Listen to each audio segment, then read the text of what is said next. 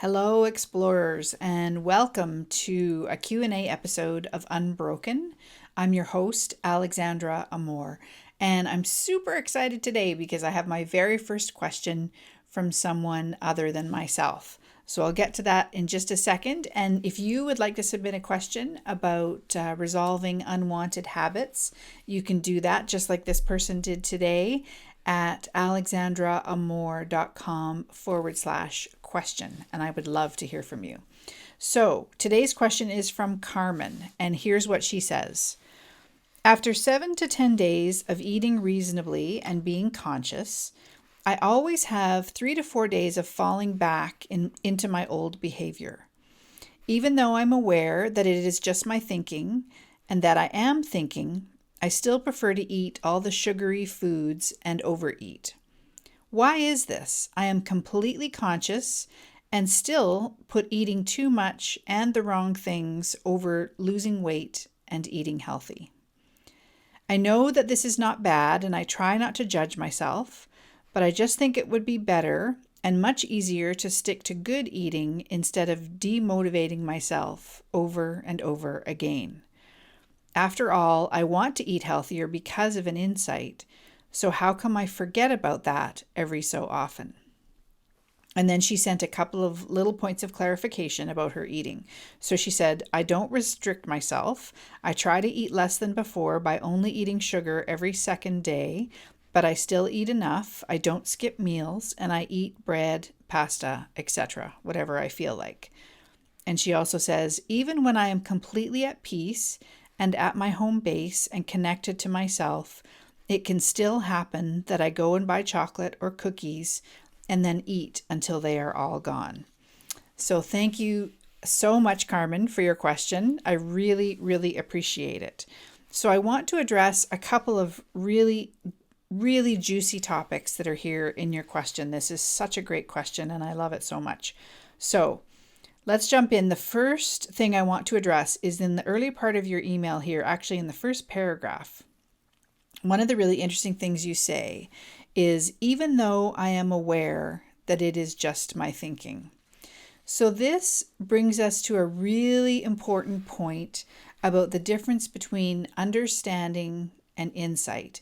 And you do mention that you have had an insight later in the email, but I just want to start here with this clarification, I guess we would say.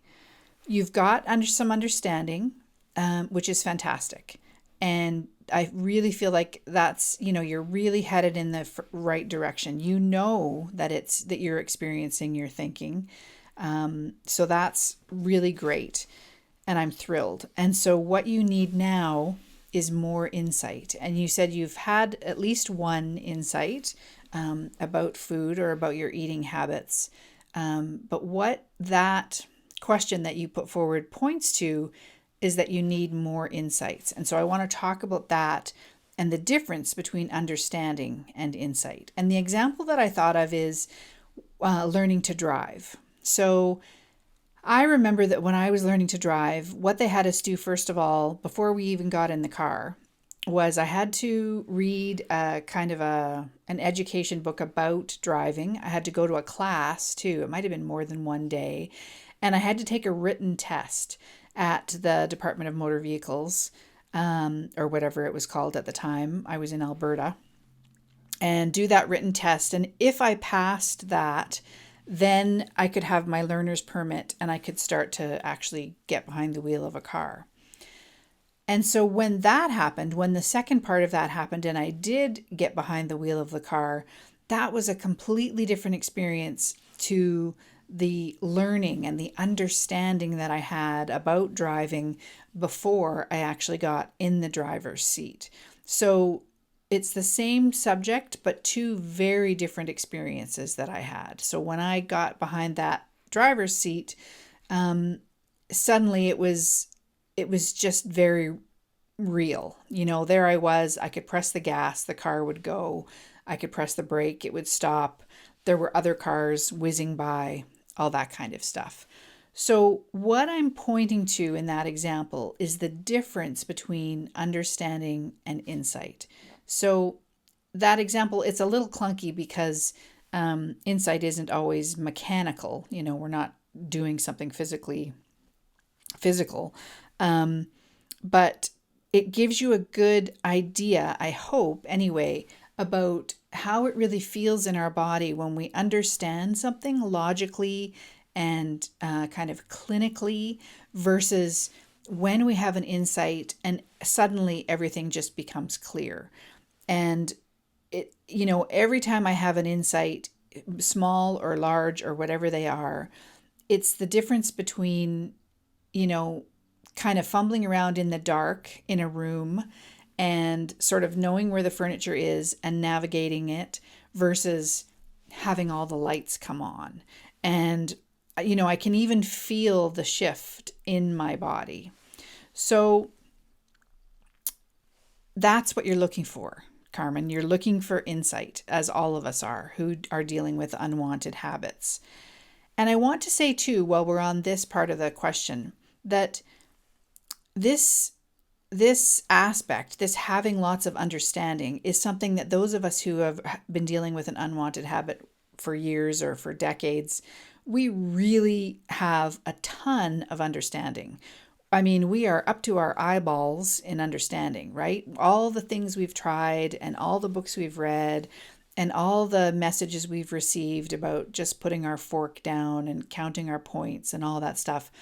All that is a tremendous amount of understanding. And I don't know about you, but for me, that did nothing to circumvent my habit. And so that's the reason that I place such an emphasis on the fact that we're looking for insight. We're looking for something quite different than understanding. Understanding is great, and it's like the first step, but then the piece that's missing from all, sort of the old paradigm or the old way that we've learned to deal with habits is insight. And it's a really important piece. And so that's why we're exploring it here. So I'm going to come back to this point about insight in a second. But right now, I want to address the second part of your question. And what I highlighted was this. Even when I am completely at peace and at my home base, Carmen talks about even when she's feeling that way, she's still reaching for cookies and I forget what the other thing she said was. Cookies and chocolate. Oh, that was it. Chocolate. So this is the second part of my answer. And I just want to say that drive that you're feeling to reach for the cookies and the chocolate is perfectly healthy. It actually is a really great sign because it means that you are working in perfect order. It's very healthy and means you're working perfectly. And so the example or the metaphor I want to use is that drive to reach for the cookies or the chocolate or whatever our weakness is, quote unquote, it's like the valve on a pressure cooker. I have a pressure cooker now. My grandma used to use them years ago, but now they've been branded again and I use mine all the time. It's called an Instapot. And it's got that valve on the top. And part of what I do when I'm cooking with it, depending on how long the food has been in the cooker, sometimes it asks you to release the pressure by moving that valve, and then all this steam and air, I guess that's all it is, air and moisture, it whooshes out of there, and you can hear it, and you can see it too. You can see the steam in the air. So our habits, our drives to overeat are just like that valve. They're entirely necessary. If that valve at the top of the pressure cooker wasn't there, the pressure cooker might explode. And we definitely don't want that to happen when it comes to us. That's for sure. So what's inside the pressure cooker is, to continue this metaphor, is some insecure thinking or busy thoughts. Busy thoughts and insecure thinking is the same. It's essentially the same thing. So your perfect human design is coming to the rescue, actually. And it's helping you to let off some of the steam from that busy, insecure thinking by having you reach for your habit. Because if you notice, what happens when we use our habit, when we do our habit, is that our thinking really calms down and quiets for a moment. And so that's what that habit, that's the service that it's bringing to you. And it's actually a few different things, but that's one of them, is that it's letting you let off some steam from your insecure thinking. And then the second thing that it's doing is it's like a check engine light. So whenever we feel that urge, that drive, that simply lets us know that we are feeling our thinking. So, and it might not even be consciously, conscious thoughts about a certain subject or a certain thing that's going on in our lives. But that urge, that drive to overeat or participate in our habit is letting us know that there's a lot of thinking going on within us and that we're innocently focused, even if it's a little bit subconsciously, on that thinking rather than remembering that that there's really nothing to worry about, as it were, that we are entirely made of peace and love and innate resilience and resourcefulness. And we've forgotten. And what happens when we forget is that our thinking gets really insecure. It gets really busy. And so that, like I said, that urge to reach for your habit is simply the red flag, the check engine light, whatever metaphor you want to use, that's letting you know that thinking is going on, that it's inside that pressure cooker there. So that's my second point, is that just a reminder that your habit is not a problem and you are not a problem, that your habit is actually part of your perfect and very kind human design. We don't think of it that way, perhaps until we come across this understanding, but your design, my design, everybody's design is perfect, and it's extremely kind, and it's always trying to help us. Okay, so now I want to go back to the point about insight. So both parts of my answer so far have been connected to insight. So when we feel the drive to overeat, it's letting us know that what we are looking for is insight about our insecure thinking. And so the question then becomes, of course, where do we get that? Where does insight come from? And so I just wanted to wrap up by saying a few things about that.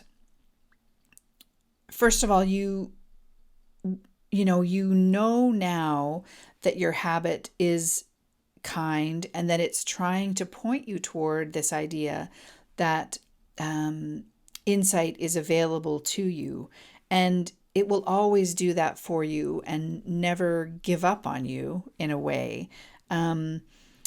So you can therefore, at least what's happened for me is that I can hold the fact that I have an unwanted habit much, much more lightly, like 96% more lightly than I used to. So it used to be something I could really beat myself up about, of course, because it felt like a willpower failing. It felt like I was broken in some way.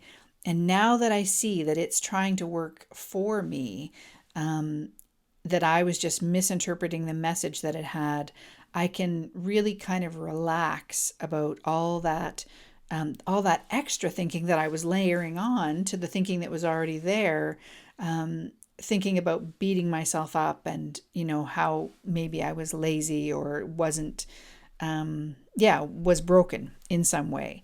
So hopefully you can hold that habit that you're having, that reaching for the chocolate and the cookies much more lightly. And that in itself will reduce some of the pressure that's in the pressure cooker, as it were. And then the other thing I want to point out about insights is there's an expression in this exploration, which is stay in the conversation. And the reason people say that, I didn't really get it at first, but now I really see it, is that it's really that simple, that something happens when we simply listen to and explore this understanding with other people. It does encourage insight. And Carmen, I know that you are doing that. You mentioned that you've taken some classes, and you mentioned you've read my book. And so thank you for that. And so what I would say is in your, I don't want to say search because that sounds kind of desperate, but in your looking for new, fresh insight about the thinking that's inside your pressure cooker, I would suggest you continue to explore. So listen to the other podcasts that you enjoy, read other books by other people who are exploring this understanding.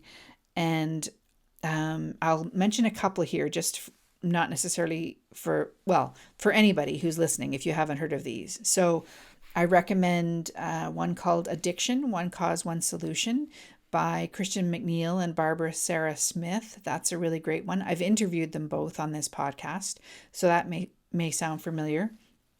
I recommend Joseph Bailey's book called The Serenity Principle. And those two specifically are about habits, unwanted habits. So that's really helpful. But really, any book, any book, any podcast, any webinar about this understanding, it's all pointing in the same direction. So even if it isn't something that's about habits or food, it's still going to be looking in that direction, and it will be incredibly helpful to you. So that's what I would suggest.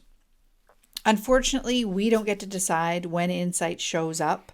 If we did, if we could flip like a switch, turn that on, we all would, of course, because our unwanted habits cause us to suffer. So I'm afraid that the answers that I've given about where to look for insight, that's the best I can do. They don't come on demand, but they do come, here's the thing. Insight and wisdom is innate to us all. It's all there within us. We don't have to even, create anything within us to make it happen. We don't have to, create an environment to encourage that. It's all already there. It's what we're made of. And the more, it's simply that the more we come to understand that, the more insight we will have, and the less we will need to reach for our unwanted habits. So I hope that's been helpful for you, Carmen, and for anybody else who's listening. And again, I love answering your questions about unwanted habits. So please reach out, go to alexandraamor.com/question and fill out the little form there, and I'll be incredibly happy to answer your question on a future episode of the show. So big thanks to Carmen, and sending everybody lots of love, and I will talk to you next time. Bye.